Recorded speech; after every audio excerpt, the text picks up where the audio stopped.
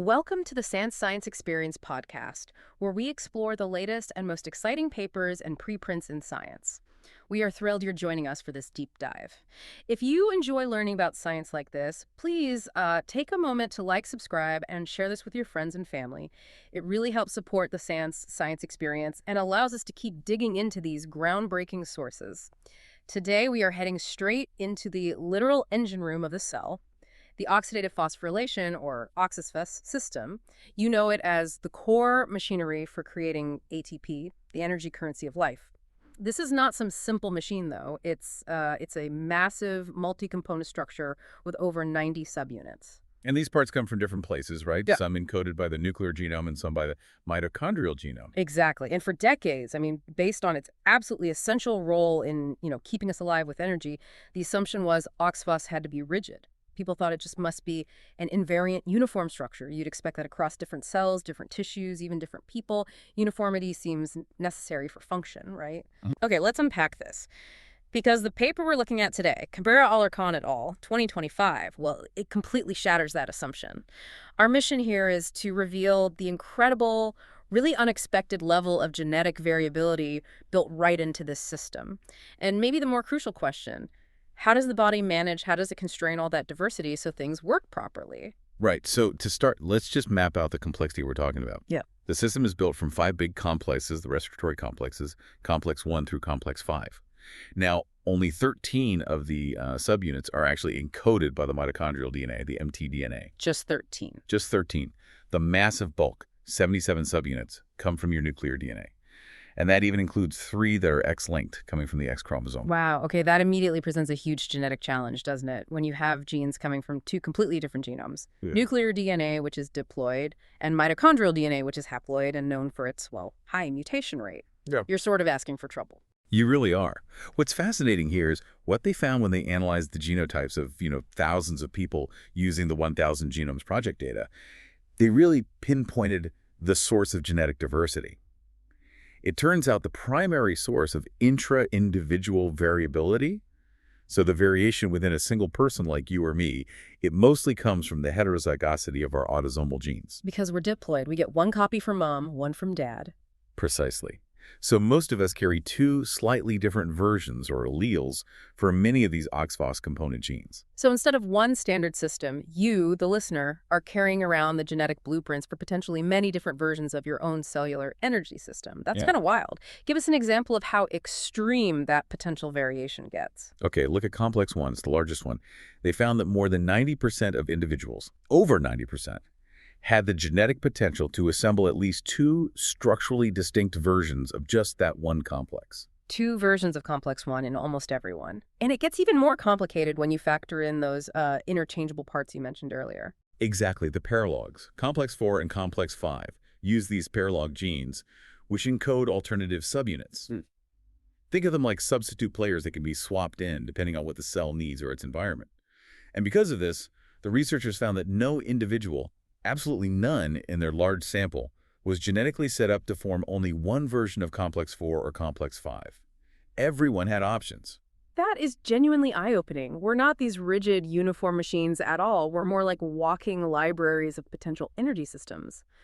But like we said, this level of variability, surely it should lead to problems, maybe even collapse, unless evolution has built in some serious safety features. So what parts didn't change? Which components were too critical? Right, that takes us to evolutionary conservation. They looked really closely at which complexes were under the highest selective pressure across vertebrates, mammals, and primates. And 2 complexes really stood out as being highly conserved, complex 5 and complex 2. Okay, complex 5, that's the ATP synthase, the actual enzyme that makes the ATP. That makes intuitive sense. It's conserved maybe because of its strict stoichiometry and all those repeated subunits. Hard to tinker with that structure. But complex 2. That one's much smaller. Yeah, complex 2 is actually quite an elegant evolutionary solution. Yeah. It seems to be conserved precisely because it's small, and crucially, it completely lacks any subunits encoded by the mtDNA. So no mitochondrial DNA involved at all. None.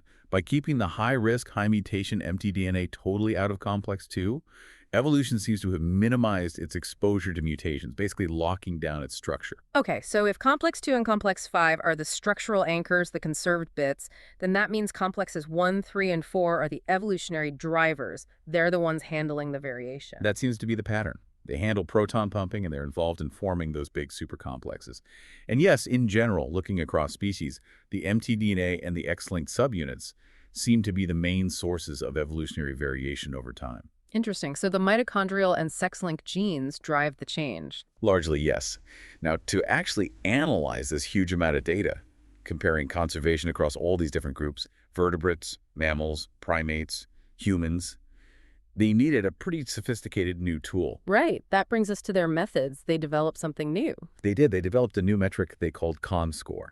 Basically, this tool integrates all the conservation data from these different evolutionary levels into a single quantifiable score for each amino acid position. It lets you quickly see which specific parts of a protein have been really protected by evolution and which parts have been allowed to drift or change more freely. And did this ConScore prove useful? Did it have practical applications? Oh, immensely useful. ConScore turned out to be highly successful at predicting which genetic variations were likely to cause disease, pathogenic mutations. It actually outperformed some existing prediction models like AlphaMissense hotspots. They reported really impressive accuracy, like an ROC-AUC of 0.97. It helps shift things from just observing mutation patterns to actually predicting high-risk spots. That's powerful. A strong validation of their conservation analysis, then.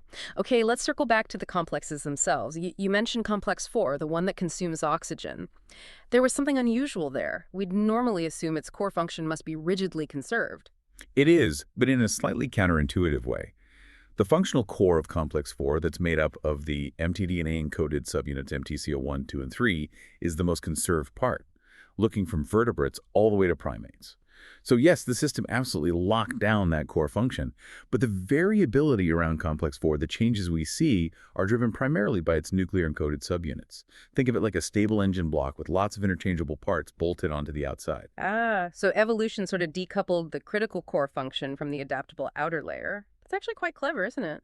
It seems so. It keeps the essential machinery running reliably, but allows the periphery, the shell, to change more easily. This probably confers greater plasticity for physiological adaptation to different conditions. Makes sense. Okay, so there's plasticity, but there must be limits, right? Molecular limits on where changes can happen to maintain the structure. Which brings us to the actual connections, the binding sites between subunits, interface residues or IFRs. Exactly, and this is where it gets really interesting. Normally, you'd expect binding sites, these critical interfaces, to be highly conserved, locked down. And for the nuclear-encoded subunits, that generally holds true. Their IFRs are more conserved than the parts not involved in binding, the non-IFRs. That's what you'd predict. Okay, standard stuff. But for the mtDNA-encoded subunits, the rule is flipped on its head. Flipped how? The IFRs in the mitochondrial subunits are actually less conserved than the non-IFRs. The binding sites are more variable. Wait, the binding sites on the mitochondrial parts are allowed to change more? That seems wrong. Why would evolution let the connections be the most variable parts? Well, the thinking is, it actually facilitates mitonuclear compatibility. Remember, the mtDNA mutates much faster. So the proteins it codes for are constantly changing, evolutionarily speaking. If the binding sites on these mitochondrial proteins are also flexible, more adaptable, it allows them to co-evolve more easily with their nuclear-encoded partners.